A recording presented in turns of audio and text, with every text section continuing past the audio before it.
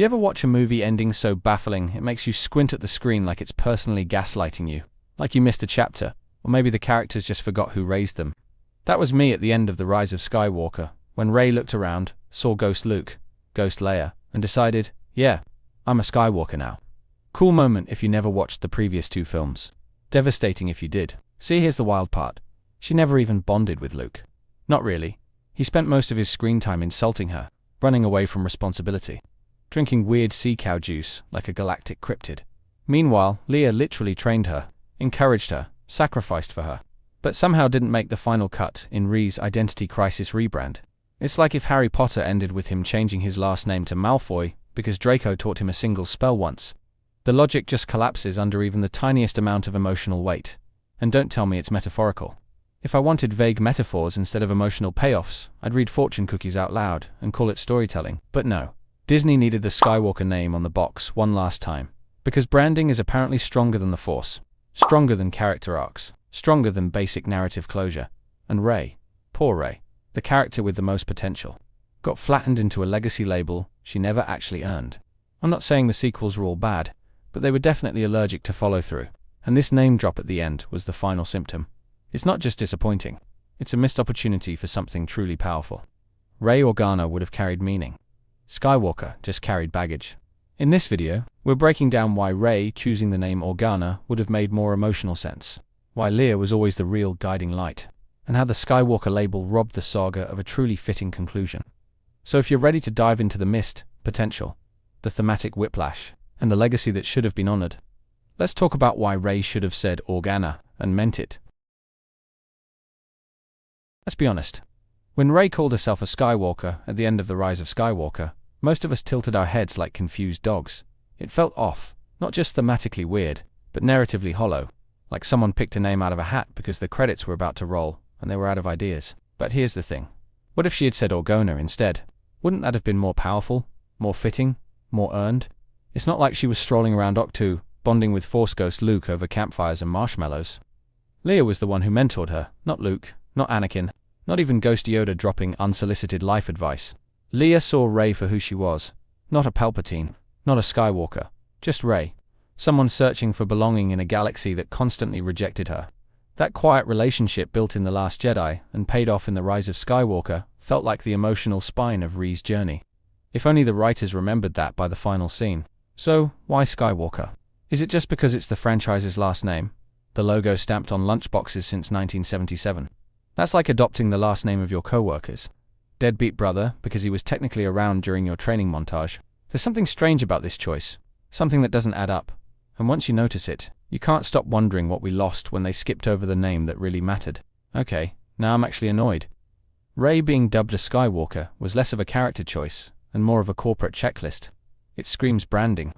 Like someone in a boardroom leaned forward and whispered, but how will audiences know it's Star Wars without a Skywalker? Meanwhile, Leia Organa literally was Star Wars. She led the rebellion. She rebuilt the New Republic. She trained the next generation.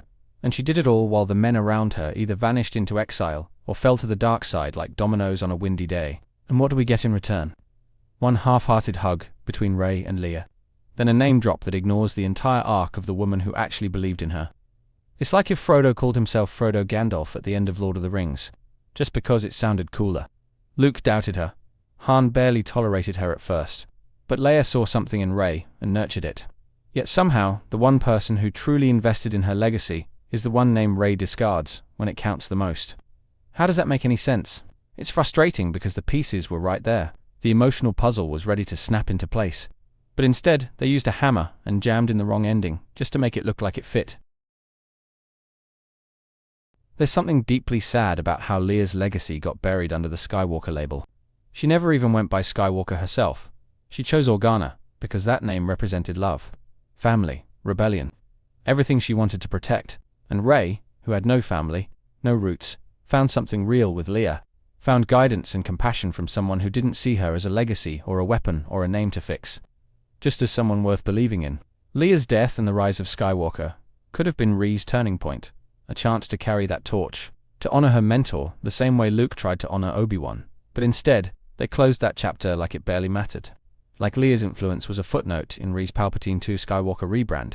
The saddest part was that calling herself Rey Organa could have been a final message of love, a quiet statement that blood doesn't define you, that legacy is chosen through compassion and loyalty, not name recognition or box office nostalgia. But that moment never came, and what we got instead was a name echoing a family Rey never really knew. While the woman who meant everything to her was left in silence beneath twin suns, imagine how powerful it would have been if Rey stood in the desert, looked at the ghost of Leia, and chose Organa, not as a political statement, but as an emotional declaration. A moment that said you were my family with just one name. Leia's name carried weight. It wasn't tied to prophecy or tragedy. It was earned through resilience, battle scars, and impossible hope. She was a symbol of rebellion, of leadership, of a future built on compassion rather than conquest. Rey Organa would have been a statement of peace, of balance, of identity forged through love, not fear, not war, not legacy bloodlines soaked in drama and daddy issues. It would have been the culmination of what the sequels claimed to be building toward.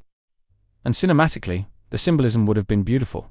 A desert orphan, choosing the name of a woman who grew up on Alderaan, whose entire world was destroyed, but who still found the strength to rebuild the galaxy. The shot could have been the same, the silence, the binary sunset, but with Organa whispered instead of Skywalker. It would have hit like poetry, not like a forced brand refresh in the final minute. But here's the good news. Stories don't end just because the credits roll. In fan art, comics, conversations, Rey Organa is still alive, because people felt that bond, even if the film tried to gloss over it. Fans know when a moment feels earned, and this one didn't. There's a reason so many fans have quietly rewritten that final scene in their heads. And it's not out of spite. It's because Rey as Organa just makes sense. Emotionally, narratively, symbolically, it's the name that represents found family, which is what Star Wars is really about. And deep down, even the defenders of that ending know it could have been more. Leia taught Rey how to stand tall in chaos, how to lead without fear, how to trust her heart even when her lineage tried to poison it. That's not just mentorship, that's motherhood. That's legacy in its purest form. You don't train someone like that and then get left out of their story. And if you really think about it, Rey choosing Organa would have been the natural next step. Not a rejection of the Skywalkers, but a realization that legacy is defined by actions, not by names written in blood or tragedy. Leia didn't just show Rey how to fight. She showed her how to belong. There's still hope that people will remember the truth, that Leia was more than a cameo or a plot device, and that her influence still echoes louder than any surname Rey could have borrowed from the past. Names matter in Star Wars, but meaning matters more. In the end, Rey choosing Skywalker felt like an echo of everything the sequel trilogy got wrong, a shallow gesture pretending to carry emotional weight, while ignoring the foundation that could have made it land. It was a name for the audience, not for the character. The tragedy isn't just that Rey ignored Leia's name, it's that the films ignored what Leia truly represented. A woman who led through loss, who gave everything to build peace, and who gave Rey the one thing she'd never had: unconditional trust. It's hard to believe Rey wouldn't feel that deeply enough to carry it forward. Rey Organa would have been a resolution, not just for Rey, but for Leia, for the rebellion, for the audience.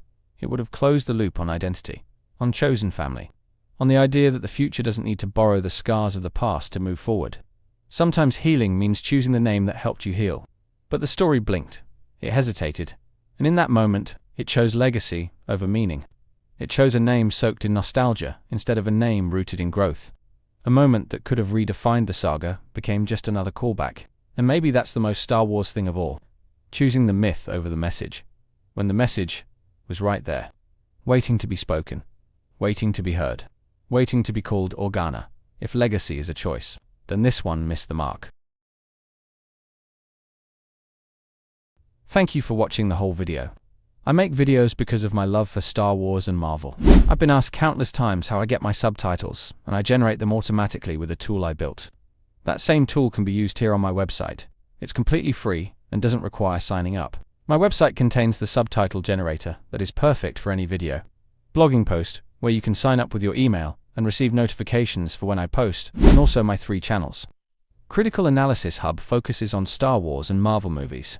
Critical Analysis Hub Plus looks at Star Wars and Marvel shows. And Critical Analysis Hub XP centers on video games, like The Last of Us series, Jedi Survivor, and GTA 5. Thank you for being a fan.